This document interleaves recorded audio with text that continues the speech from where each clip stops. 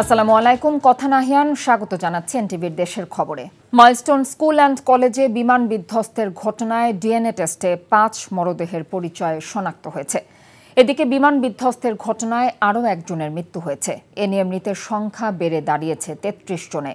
শরীর পোড়ার ধকল নিয়ে ৩ দিন ঢাকা মেডিকেলের আইসিইউতে থাকার পর মারা গেছে শিক্ষার্থী মাহতাব উদ্দিন। ঘটনার দিন শরীরের বেশিরভাগ জায়গা পুড়ে যায় তার। গায়ে পোড়া কাপড় নিয়ে হাঁটতেও দেখা গিয়েছিল মাহতাবকে। এদিকে বিমান দুর্ঘটনায় আহতদের চিকিৎসা প্রদানে জাতীয় burn and plastic surgery institute পরিদর্শন করেছেন ভারতীয় বিশেষজ্ঞ চিকিৎসক প্রতিনিধি দল। সকালে ২ ঘণ্টারও বেশি সময় ধরে তারা ইনস্টিটিউটে রোগীদের পর্যবেক্ষণ এবং চিকিৎসকদের সঙ্গে বৈঠক করেন। ভারতের নয়াদিল্লির রাম মনোহর লোহিয়া হাসপাতাল এবং সফদারজং হাসপাতালের অভিজ্ঞ চিকিৎসক ও নার্সদের নিয়ে গঠিত এই প্রতিনিধি দলটি গতরাতে ঢাকায় পৌঁছায়। বার্ন প্লাস্টিক সার্জারিতে দেশটির শীর্ষস্থানীয় এই ২ প্রতিষ্ঠানের ২ জন চিকিৎসক ও নার্স সহ ৪ জনের প্রতিনিধি দল ঢাকায় পৌঁছেছে। এদিকে জাতীয় বার্ন অ্যান্ড প্লাস্টিক সার্জারি ইনস্টিটিউটে সিঙ্গাপুরের চিকিৎসকরাও রোগীদের পর্যবেক্ষণ করছেন। এছাড়া সরকারের আহ্বানে সাড়া দিয়ে সন্ধ্যায় দেশে আসার কথা রয়েছে ৫ সদস্যের চীনের একটি বিশেষজ্ঞ চিকিৎসক দলের। ইনস্টিটিউটটিতে ক্রিটিক্যাল ক্যাটাগরিতে ৮, সিভিয়ার ১৩, ইন্টারমিডিয়েটে ২৩ সহ মোট ৪৫ জন রোগী বর্তমানে চিকিৎসাধীন রয়েছে, যাদের মধ্যে অধিকাংশের বয়সী ৯ থেকে ১৪ বছর। আন্তর্জাতিক অপরাধ ট্রাইব্যুনালে আবেদনের প্রেক্ষিতে বৈষম্য বিরোধী ছাত্র আন্দোলনে পুলিশের গুলিতে নিহত হৃদয় হোসেনের লাশ প্রায় ১ বছর পর তুরাগ নদ থেকে উদ্ধার কাজ করছে ফায়ার সার্ভিস। সকাল থেকে ফায়ার সার্ভিসের ডুবুরি দল কড্ডা বাজার ব্রিজ এলাকা থেকে উদ্ধার কাজ শুরু করে। বিকেল ৩টা পর্যন্ত চলে তাদের উদ্ধার কাজ। ৫ অগস্ট বিকেলে বৈষম্য বিরোধী ছাত্র আন্দোলনে অংশগ্রহণকারী হৃদয়কে কোনাবাড়ি থানার সামনে প্রকাশ্যে গুলি করে হত্যা করা হয়।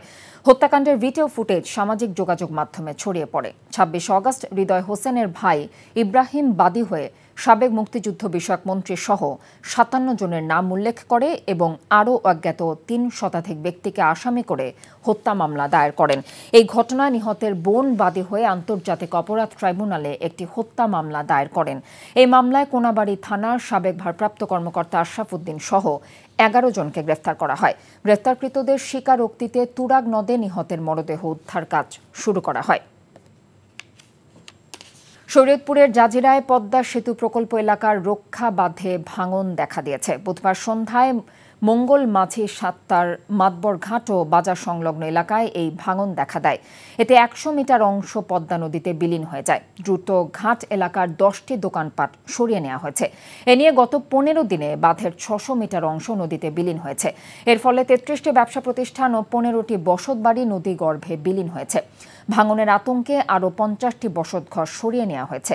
ঝুঁকিতে আছে বাজার ও ঘাট এলাকার আরও ২৪০টি ব্যবসা প্রতিষ্ঠান।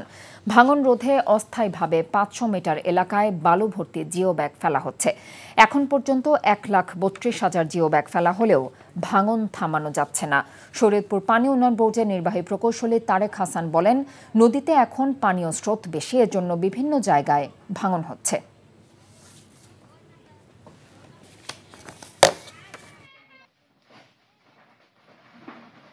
সরকার অনুদান পাইতাম, সাহায্য পাইতাম, আমার উপকার হইতো। নদীতে জায়গা জমি সব এখন ভেঙে নিয়ে গেছে, এই কারণে আমাদের ঘর সহজ হইতেছে। এই যখন কতরি টাকা পয়সা লাগবো না, এটি কেমনি করি, এটিতে চাকর লাগবো। দেশে মবের নামে মানুষের মাঝে আতঙ্ক তৈরি করা হয়েছে বলে মন্তব্য করেছেন বিএনপির সিনিয়র যুগ্ম মহাসচিব রুহুল কবির রিজভী।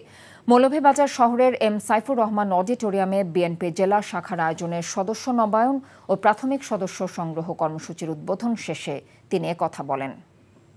৫ই আগস্টের পরে এই মব কালচার এত বেশি তীব্র আকার ধারণ করলো কেন? এখানে প্রশাসনিক ব্যবস্থা কোথায়? এটা তো আজকে মানুষ জানতে চায়।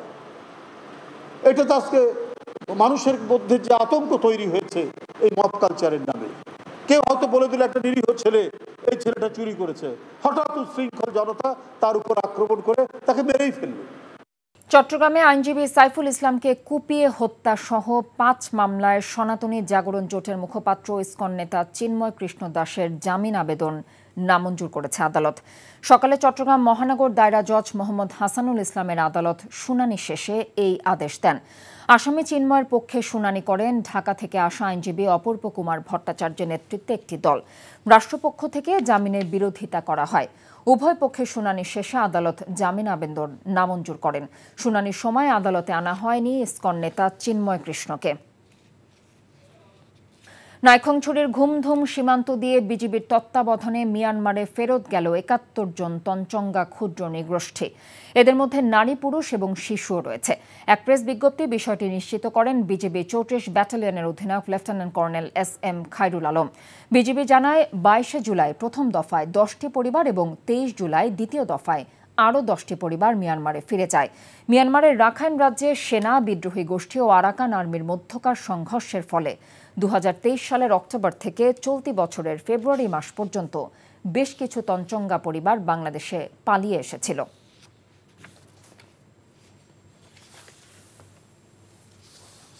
কেবল অপারেটরস অ্যাসোসিয়েশন অব বাংলাদেশ কোয়াবের দ্বিবার্ষিক নির্বাচনে ভোট গ্রহণ শেষ হয়েছে। সকালে রাজধানীর হাতিরঝিলে এলিট কনভেনশন হলে সকাল ৯টা থেকে ভোট গ্রহণ শুরু হয়ে চলে বিকেল ৪টা পর্যন্ত। কোয়াবের এই নির্বাচনে ভোটার সংখ্যা ৬১০ জন। সম্মিলিত পরিষদ ও অগ্রযাত্রা পরিষদ নামের দুটি পৃথক প্যানেল থেকে মোট ৩৮ জন প্রার্থী অংশগ্রহণ করেছে নির্বাচনে। প্রার্থীরা জানিয়েছেন বিশেষ করে কেবল ইন্ডাস্ট্রি ডিজিটালাইজেশন কারণ ও পাইরেসি বন্ধে কাজ করবেন নবনির্বাচিতরা।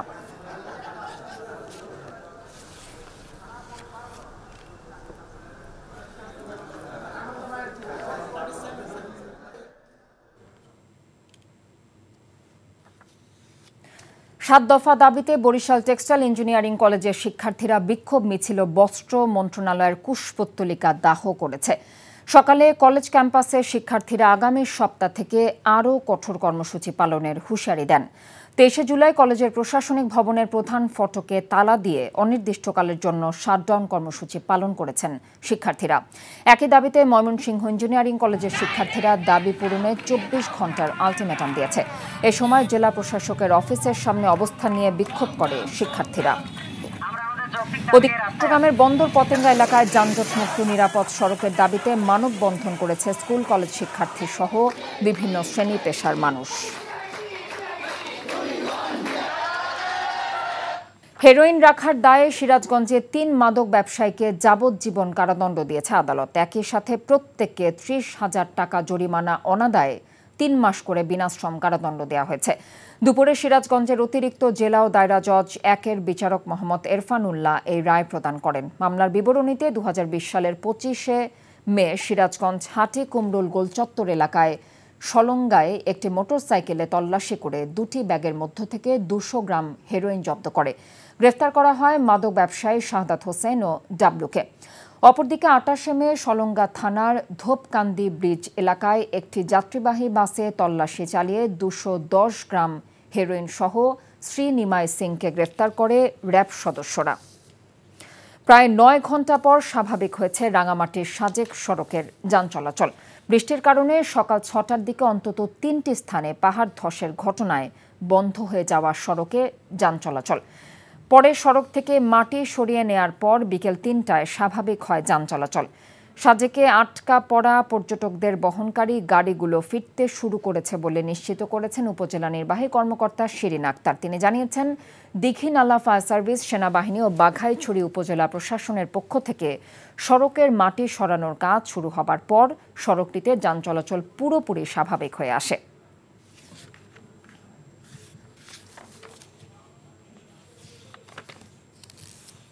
মৌসুমের শুরুতে চাঁদপুর মাছঘাটে পর্যাপ্ত ইলিশের সরবরাহ না থাকলেও আজ ইলিশের সরবরাহ বেড়েছে কয়েক গুণ।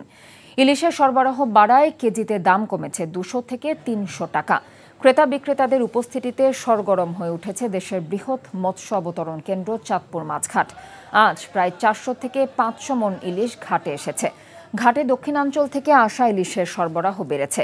বিশেষ করে চাঁদপুরে পদ্মা মেঘনার ইলিশের সরবরাহ আরও বাড়লে দাম অনেক কমে আসবে বলে জানিয়েছেন ব্যবসায়ীরা। এ ছিল এনটিভির দেশের খবরে। এই খবরের ভিডিও সহ আপডেট জানতে ভিজিট করুন এনটিভি অনলাইন www.ntvbd.com। এছাড়াও এনটিভির জনপ্রিয় সব অনুষ্ঠান এবং খবরের আপডেট জানতে ভিজিট করুন আমাদের ইউটিউব এবং ভেরিফাইড ফেসবুক পেজ। 6টা ইভিনিং নিউজ দেখার আমন্ত্রণ রইল। এতক্ষণ সাথে থাকার জন্য ধন্যবাদ সবাইকে।